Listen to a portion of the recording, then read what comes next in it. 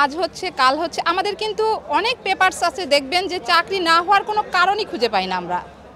তো আমরা এই কারণেই তো এখান থেকে সরে যেতে পারি না। মামলাতে ওই নিয়োগ বিধি বাতিল করে আমাদের সরাসরি নিয়োগ দেওয়ার জন্য মহামান্য হাইকোর্ট আমাদের রায় দেয়। চাকরির যেই স্থায়ী করার বিষয় সেটা আশ্বস্ত হয়ে আমরা সাময়িকভাবে আমাদের অনশন স্থগিত করেছি। আমরা অবশ্যই 1 সপ্তাহ দেখব, যদি আমাদের চাকরি স্থায়ী করার বিষয়ে অগ্রগতি ভালো না দেখি বা আমাদের স্থায়ী প্রজ্ঞাপন বা আমাদের চাকরি স্থায়ী করার যেই প্রজ্ঞাপন সেটা আমরা না দেখি, তাহলে আমাদের কর্মসূচি আবার চলবে 1 সপ্তাহ পর ইনশাআল্লাহ।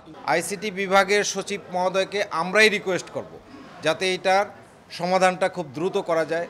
যদি এটা আমরা এখান থেকে বসে পারি ভালো, না পারলে যদি আইন বিভাগের কোনো মতামত লাগে, পরামর্শ লাগে, সেটা আমরা খুব দ্রুত সময় নেব।